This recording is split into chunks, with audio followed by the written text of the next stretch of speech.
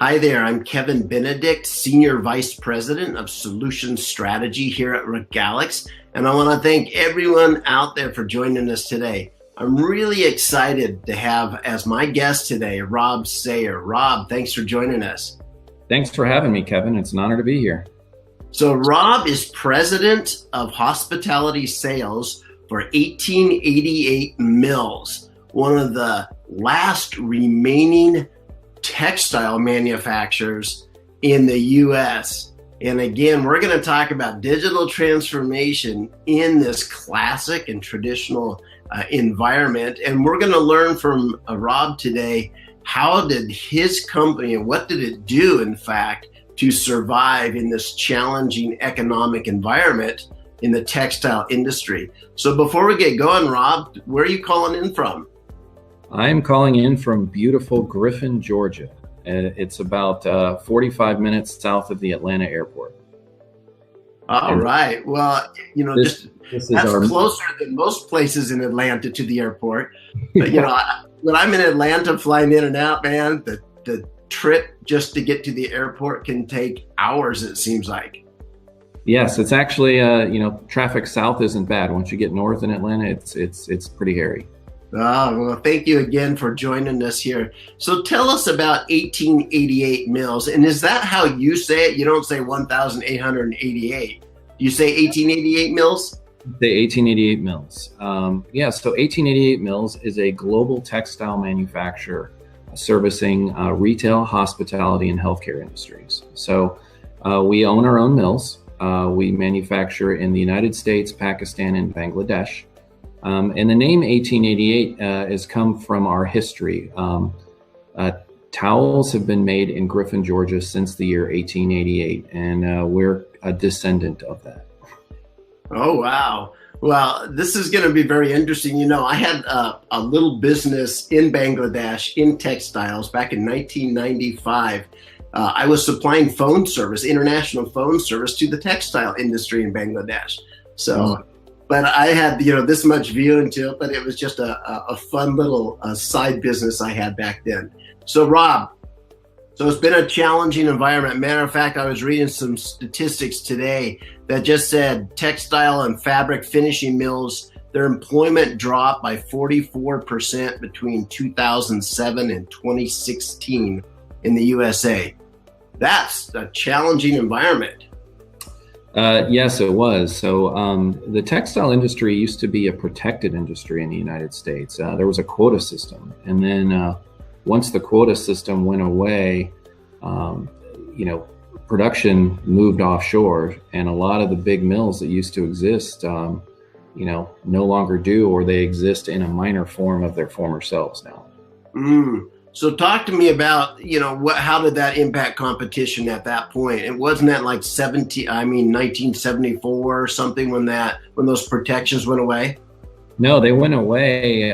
They went away in the late 90s, early 2000s. So prior to that, the town I'm in now, Griffin, Georgia, and actually this Southeast in general, textile industry had been huge for many generations. And it was a really, really tough blow to the Southeastern United States when the quotas went away. And, we, and I would say my management team, my CEO and the board here we have at 1888, and their foresight, they did see the value in keeping a footprint in the United States.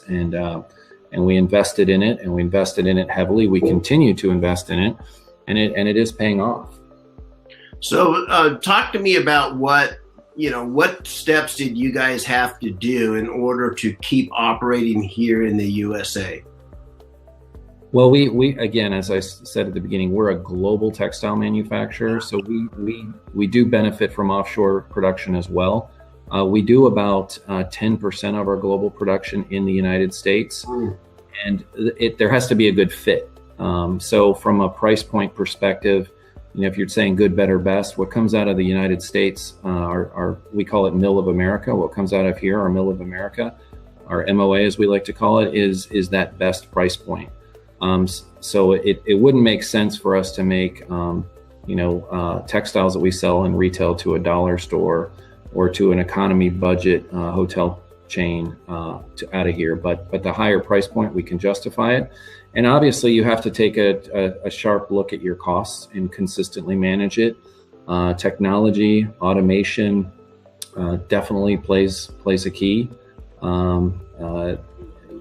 Keeping a sharp eye on expenses, and then going after aligning ourselves with the right customers for this mill. Oh, wow. So, I mean, this is a good lesson for any industry out there that is facing global competition and changing economic environments in different locations. So you guys have went through it, you've survived. What role has digital transformation kind of played over the last few years in keeping you guys up and running? Oh, it's played a tremendous role. This facility, we're proud to employ around 300 folks here in Griffin, Georgia. But without the technology, we wouldn't be able to keep our costs down. I mean, textiles is a very old industry, but the equipment to make textiles is not. It's pretty advanced. It's automated. This whole Internet of Things plays a part into it as well. We've created some of our own whip systems to track raw material from, we basically, in the United States, what we're called yarn forward, we get spools of yarn from spinners. Overseas, we're pretty vertical. We spin our own yarn. We take the cotton, we spin it into yarn. But here we're yarn forward. We can track that yarn forward from the time it reaches our dock all the way through the finished product, and through a whip system that we and our smart people, our IT team, and some of our engineers created, as well as connection to our customers and their systems to be able to communicate well with them in orders to lessen the impact on a customer service person, for instance. Got it. So I imagine that for creating your textile products, it requires fewer man hours per unit of text or product today. And talk to us about the automation that you have in place there on the manufacturing floor. We have state-of-the-art looms. So we were fortunate enough to move into a new facility in the U.S. We still own our old one about a mile down the road, but a building came up for sale that was an automotive parts supplier, and we completely gutted it, renovated it, and it doubled our capacity. And when we moved in here, we ordered basically the latest and greatest looms, finishing equipment, dryers, everything you can think of to make this as the most advanced textile mill in the world. And we've also used technology to do other things. I'll give you a good example.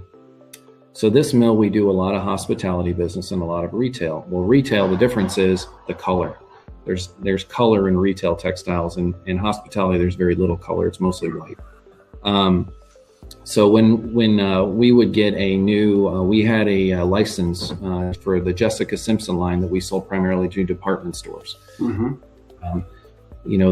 They wanted their brand as different coral and shrimp and all these bohemian colors, where it would take our folks 20 times to get the color matched perfectly how it was intended to be. So we created a computer system to be able to read terry, because terry is 3D. Because unlike a sheet, or like if you go to a Home Depot and you take a paint chip in, they can match that, but you can't do that with terry because the loops are three-dimensional. And wow!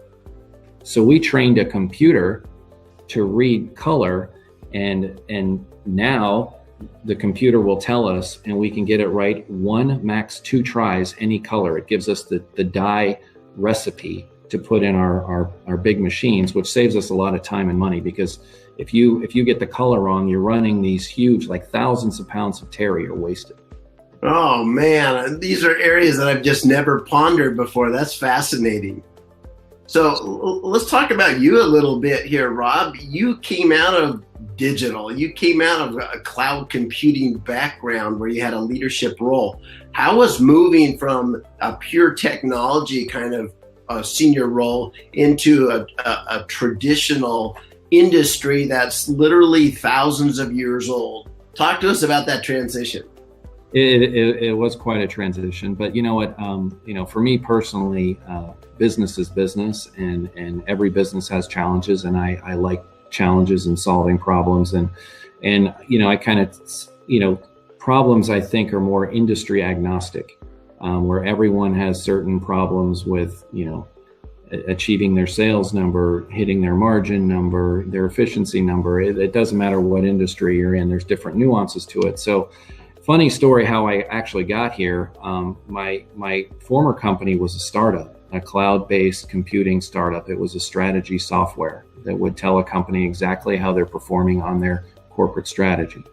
I was at a pitch to a bunch of investors in front of 650 people in downtown Chicago, in a big auditorium, and my CEO of this company was in the audience. Supporting a former employee of his who was also pitching that night.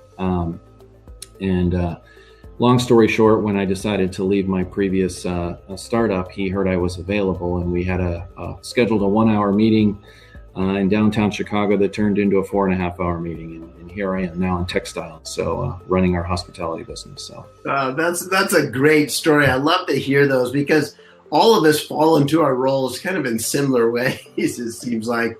We're unexpected ways, I should say. So taking that background here, let's talk about sales. You're president of hospitality sales there at 1888 Mills. Talk to us about how you see things changing. Where's digital transformation impacting sales and marketing in your part of the world? It is impacting. And if you don't mind, I'll go back, because I started in the retail side of our business, reporting to the division president there and helping him run that. And we first saw it happening there. Obviously, what's going on in the retail industry, everyone has read about, the impact that Amazon in particular has had on retail. So one of the things we saw on that side of the business was the need to focus on that sector because it was growing so much. So what we did is and I helped get it off the ground, is we founded an e-commerce division to focus purely on selling textiles through that channel, as well as all the other retailers the brick and mortar guys were having to become omni guys pretty quick, and helping walk them through that transition. So we created an e-commerce division and focused on the pure plays, whether it's Amazon, Wayfair, Overstock, to the omni channels like Walmart.com, when they own now Hay Needle and Jet, and Bed Bath and Beyond.com, Target.com, Kohl's.com, all of those guys. And what we see now happening there is now starting to happen in hospitality as far as digital transformation. I'll give you an example. I was just at the Wyndham Hotels conference last month. Wayfair was there, and they partnered together to announce a partnership that allows the franchisees of Wyndham to use the Wayfair platform to replace any item in their room. Oh, suddenly your sales channels moved. Yes, I can see, not officially yet, but I can see it going that way. Right now, it's just a platform to buy approved and mandated items for the franchisees. I think that is a big step in hospitality. The other thing that we see happening in the hospitality side of the business is, much like Amazon has impacted the retail side, the Airbnbs of the world are impacting the hospitality side. And for manufacturers, how do you reach that audience? For distributors, which we cater to in the hospitality side, how do they get that customer? And some of them have different strategies. Some of them are partnering with, say, an e-commerce giant like Amazon, or like I mentioned, Wyndham with Wayfair. Some of them are offering, there's a certain hotel chain, I can't say who, but they're partnering with Amazon to allow, so if you stay at their hotel, you can buy their towels, which we make off of Amazon now. Oh, that's fascinating. And then there's one of the largest hospitality distributors created their own separate website, so you don't know it's them. They're marketing it out to the public to get those folks that may be potential Airbnb hosts or may own a few small bed and breakfasts to get their business through that website, not through the traditional salesperson. So it's starting to impact the hospitality business from that point of view. So talk to me about what you do to respond to that. I mean, do you have like a war room downstairs somewhere where you have a bunch of millennials staring at screens going, a new channel, we need to plug into this and support it. So we need content, we need to explain it this way. It has this kind of messaging, it is going to the younger, hipper set. So we need new kinds of descriptions that align with their interests. I mean, how does that actually work? What's the tactics there? We do have all of that activity going on. It might not happen in one war room, but yes, from our end, and I'll go back to the retail side for a second, then jump back to hospitality. On the retail side, what we're seeing happening in the power of digital transformation for us is, we have a showroom in New York City, like most in our industry do, and twice a year there's an event called Market Week. It's usually the week after Fashion Week. All the retail buyers come to New York and they're looking to buy. So if they're at the spring market, they're buying for what's in store next spring, which seems kind of archaic to the generation today, millennial. Like you're buying now for next year. Yeah. What about fast fashion in textiles? Exactly. So that's what I'm getting at. That was fast fashion. But what we're able to do now is, and it's pretty subjective. What goes in stores is really up to the buying team, and it's their opinion. So, and they have, just like everyone else, wins. They win in some areas where they pick something great, and they fail in others and have to mark it down and get rid of it, and it costs them some money, and it costs us money too. So what we're able to do now through the new age we're in is we're able to say, look, here's what you should put in your store, and here's why. We have put it ourselves out there, whether it be on a pure play, like whether it's an Amazon or a Wayfair or whatever, and we can actually give them sales data. It's selling. So we can give them, and I think that's the next frontier for us is it's the digital transformation has impacted our product development cycle, where we were aligned with the retail model, right? Where we're designing for Market Week, we build all this stuff, and we know it's going to go in store a year from now. Well, now we're saying, no, we're designing for the end user, not for the buyer. And that's what we're going to focus on, and we're going to bring the buyer on that journey with us. Oh, that's a fascinating movement in what happens at what stage in the process. The data is changing that model, and you guys have a wider, more complete view than one particular store that just may be on a downturn or just may not have visibility across the market like you guys would. Exactly. Because we can view, the buyers and the retail side, they just know their business, and they know it very well. And they might know some of their competitors, but we've got a view across different price points, across different types of retailers. Now you take that to hospitality. We're not quite there yet in hospitality. But it's coming, and I think the first signs of that were this Wyndham partnership with Wayfair. Amazon is going to some of the hotel brands and saying, let us have what's in the room, so guests can buy the sheets that they're sleeping on if they like them, or the towels they use if they like them as well. Well, I can talk from personal experience. I've actually slept in a bed at a Hilton and said, and then pulled the covers and sheets back to say, what brand is this? I love this. Yeah, exactly. And with Hilton, they'll have their own label on it, but you don't know who makes it. But now you'll be able to. I think you'll got it. So talk to me about where you see the industry moving over perhaps the next 3 to 5 years, Rob. In the hospitality industry, I think what's going on right now is extreme segmentation. So a lot of these traditional, you name it, there's consolidation and segmentation. So what I mean consolidation, there's acquisitions going out there left and right. Wyndham just bought La Quinta. The big one last year was Marriott absorbing Starwood. Mm-hmm. But also what you're seeing is travelers' expectations are different now with the millennials. There's leisure travel where they might travel for work, but take an extra day, take a day off and explore the area they're in.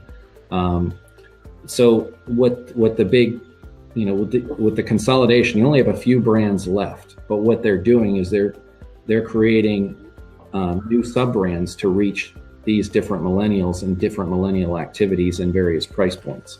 So I think that's what we're going to see. We're going to see there's less choice really out there, but the appearance is you're going to have more choices because, whether it's an IHG, a Starwood, a Hyatt, a Hilton, they're launching all of these brands. And some of the brands that people want are these hip, what they call soft brands, which they might not have a strong affiliation to a major brand like, let's say, a Starwood, but they want access to that reservation system. So they'll align themselves there so you can earn your Starwood points for staying at a boutique-like hotel. And for us, the challenge is, like you said earlier, is there a war room where you're like, how do we reach these millennials? Well, we have to approach that segment of the market, the boutique, soft side of the market, differently than we have in the past as approaching, look, we want to sell to, say, like a Westin. Mm-hmm. And that is, we've got a great way to do that we just developed, and we've previewed with some people, but that's what keeps us on our toes. Oh yeah, some of the changes I've seen. Last week I was working in New York City and stayed in a Marriott new brand, Moxie. Yes, which was that new model, right? And it was hip, and there's really no furniture in the room because they just call them bedrooms, and the living room is downstairs in the community area.